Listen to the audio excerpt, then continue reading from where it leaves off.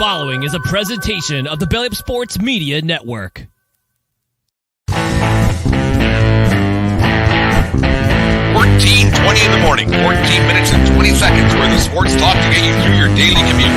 Hot takes, recaps, best bets, and a little humor to get your day going in the right direction. Sit back, grab your coffee, and let's get into it.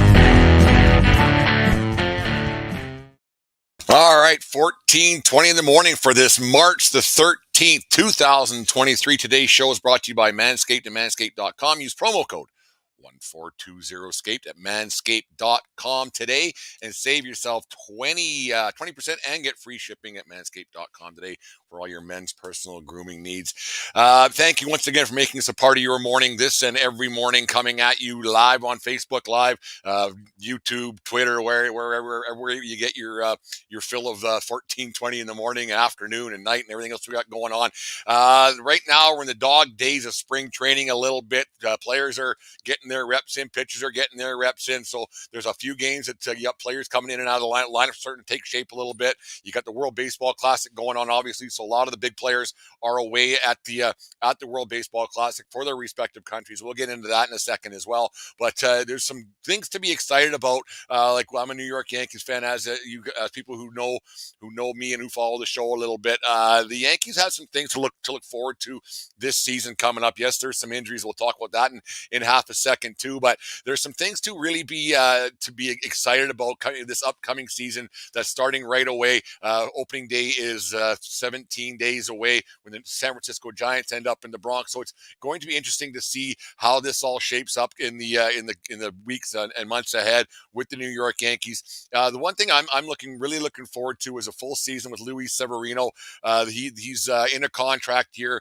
His stuff is really, really good. He's been one of the great Yankees pitchers for quite some time. Hasn't been able to put it all together. Last couple of years, he's had some injuries, so that's held him back a little bit. But having a situation this year with Severino, full strength, they didn't let him go to the World Baseball Classic to the high leverage situations. I get it. He's in spring, getting his work in. He had a little bit of a rough go in a couple of his outings, but that's all right. Get your reps in. You build up your strength and the like, and you'll be ready to go once the season starts. But the thing I like about Severino is he's a competitor and he likes to win. And the way he goes out every outing and wants to win, he throws hard, and every game means something to him. He's an emotional pitcher. He's the kind of guy that really gets into it. He's not a bland, no personality guy like Garrett Cole is, but Cole's a good pitcher and he does show emotion a little bit, but nothing like Severino does. I think having him in a contract year is going to help the Yankees as well. Like after the season, it probably won't. They won't be able to sign him because they'll be wanting his $35 million like everybody else. And having Rodon there and having Cole there and having another guy in Severino giving them $35 million apiece, this will probably be the last season that you do see Luis Severino in pinstripes. So that's too bad that we're going to see that. But with Severino being in a contract year and to a man, and look at Aaron Judge last season, you had Judge in his contract year. He bet on himself and he got himself 360 sheets over 9 seasons. And now you look at Severino, he's got a situation where he's in a contract year, and to a man, no matter what sport you're talking football, baseball, hockey especially, when guys bet on themselves in the contract year, they put up really good numbers, and the year after usually isn't nearly as productive. So who knows how that's all going to turn out for Severino and for Judge, what kind of year he's going to have, because like I've said before, pinstripes are heavy, and that wallet's going to be a little bit heavier in the back pocket too. So expect Judge to take a step back. We don't expect 62 home runs out of Judge, but I'm looking forward to a full year of Severino. Staying healthy is very important, and with Rodon out until at least mid-April, which means 1st of May, by the time he gets going on the hill again, you're going to need Severino to pick up a little bit of the slack. He'll end up being the number 2 guy, whereas Rodon was going to be a 1A kind of a guy, but Severino's ready to jump in there and be that guy that the Yankees have been looking forward to having him for such a long time. And he's been there for a while now, and it's hard to think that 2017 was such a long time ago, but it's a long time ago now, and it's going to be interesting to see how he goes. And another thing the Yankees have going for them right now, they have a shiny new toy in training camp right now, in spring training, in Anthony Volpe.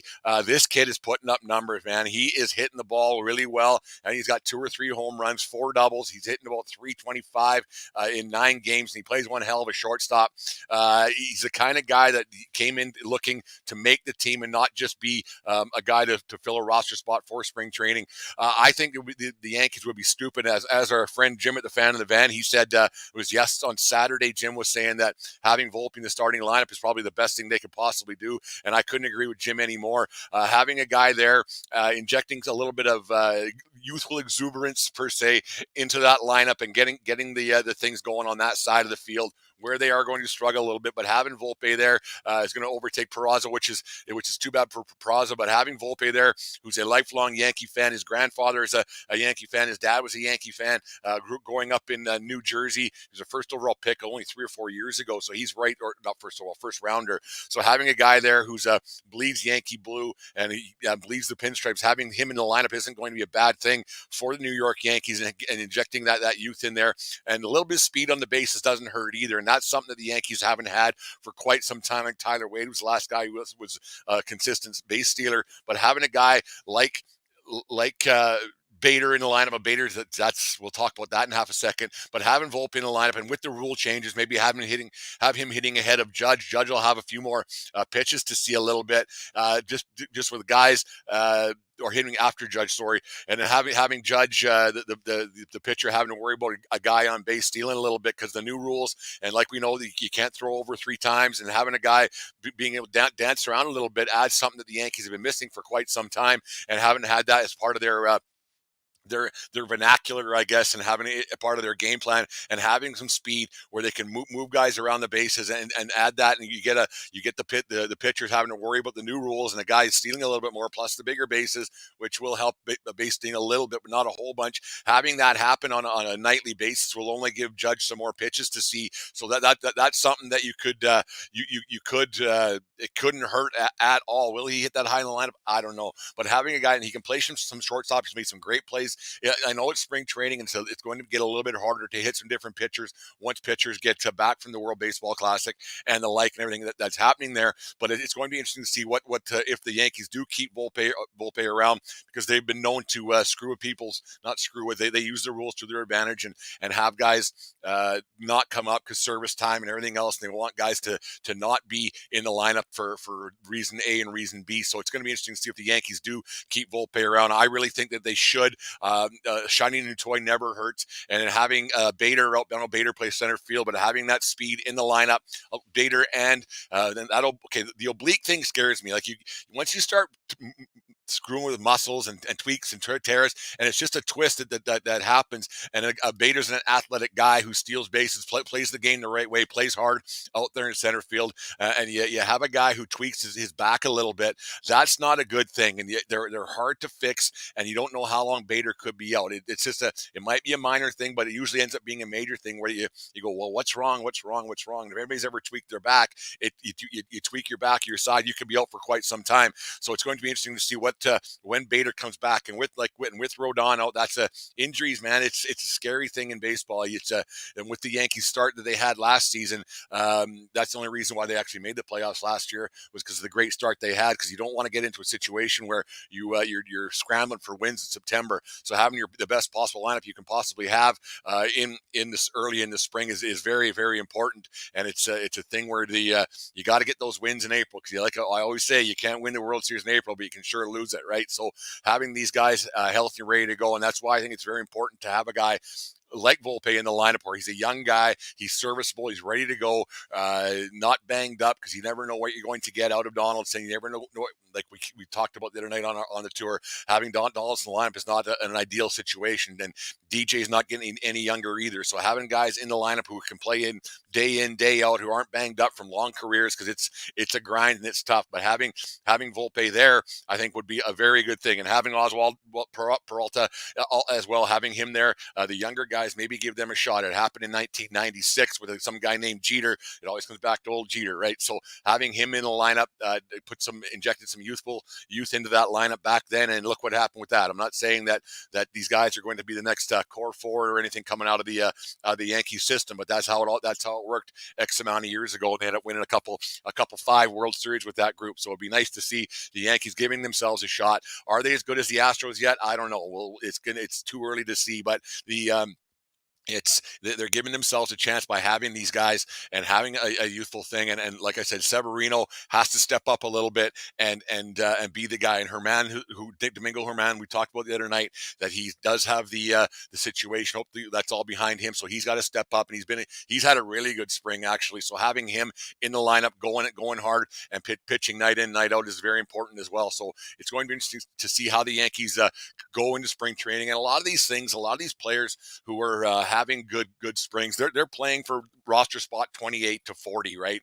Like you have your 26 man that's pretty much set, but having guys that come in and have a good spring, because there's going to be injuries. There is every year. So having these guys put in some work and put in the time and look good doing it, and then they open up the eyeballs of their managers, of Boone, of Cashman, and they raise up the depth chart. Yeah, there's some movement that might have to happen on the 40 man. You might lose a guy here or there, but these guys who are playing well and they're getting their chances now, and a lot of guys wouldn't be getting these chances, but the World Baseball Classic, some players are gone, right? So some guys are getting the chance to show what they can do, and that's not a bad thing. And so these guys are playing for those later roster spots, for the call ups later on when guys get hurt, because guys get hurt every year, no matter what team you got going on there. So it's a interesting thing to see how it all works going to pan out. And spring training can get a little bit long. Speaking of long, if you watch those games yesterday, man, that was hard to watch. That Canada Great Britain game, and the uniforms for both teams are absolutely atrocious.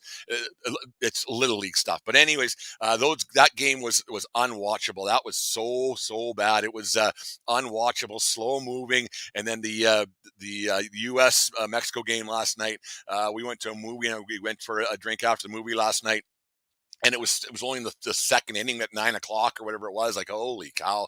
That's so people who say they don't like the new pitch rules, watch those two games, rewatch those two games later on today, and tell me you don't like the pitch clock, because that was unbearable to watch. Both of those games were terrible baseball games to watch, and not terrible. Like the Canada Britain one was awful, but the slow moving, the pace of it all was really slow. I counted one time there was 35 seconds between pitches, and that adds up, right? So it's a thing, and it's crazy how just 2 weeks of the new rules has altered a person's mind a little bit with the pitch clock and everything else. So yeah, I'm starting to like the pitch clock more and more. The players are getting more assimilated to it, and they're having a better go of things and making it better for the viewers of the game. And it's been great so far, and it's only going to get better. Anyways, there's my little rant for the day. On this day in 1954, a promising young player by the name of had a pretty good career. Hank Aaron got his first shot. He replaced Bobby "Shot Heard Round the World" Thompson, who broke his ankle in a spring training game. Aaron ended up having a pretty good career when it all was said and done, to say the least. 755 home runs, 2,297 RBIs in his 23 years in the major leagues. I still consider him the all-time home run king and everything else. He had a hell of a career, obviously, changed the game. Everything that Aaron did, just passed away a couple of years ago. So this day, Hank Aaron got his shot in the spring training game because of another legend, Bobby Thompson, the shot heard around the world. So legend to legend, and Thompson was more of one legendary moment than Aaron's legendary career. So on this day in 1959, he got his shot in the big leagues because of an injury, and it happens, like we just talked about, injuries happen and you get your shot later on. And happy birthday to Johan Santana, born on this day in Venezuela, 4-time All-Star, 2-time Cy Young winner in 2004, 2006, threw what is still the only solo no-hitter in Mets history on June 1st, 2012. Finished his career with 12-year career, 8 with the Twins, 4 with the Mets, with a 139 and 78 record and a 3.2 ERA. Some say that no-hitter he threw ended his career because he went too long through 130 pitches, which is unheard of. It ended his career a little bit short because he just overextended himself a little bit. But happy birthday to Johan Santana, one of the great Mets and Minnesota Twin pitchers of all time. He did have himself a heck of a career. Anyways, thanks very much for listening to the show and watching us on Facebook Live each and every morning. We're going to try to get a regularized schedule, so we want to kind of grow this thing a little bit and have it a more of a part of your morning. So you guys just flick it on your television; it's right there. We got some big plans and big ideas for the show where we want to go forward with this thing. So it's working a lot of work on the back end, but we appreciate all the support we've got going so far. Dave's back tonight. It won't be a live show tonight. Just back, we'll record it. It'll be up to afterwards on YouTube, but it'll be up on all our podcast stations. And if all our podcasts are out, go and listen to a whole bunch of them. And so make sure you support our sponsors. It's very important that you guys do that, and it helps us keep this show going in the things that we're trying to accomplish. So once again, thank you very much for listening to the show on a daily basis. We appreciate it a whole bunch here at 1420 World Headquarters. And hey, have yourself a great day, and we will talk to you again later on tonight, but more importantly, 14:20 in the morning tomorrow morning. Anyways, have a great day, and remember, it doesn't matter where you are, it's who you're with. Have a good day, folks, and we'll talk to you tomorrow.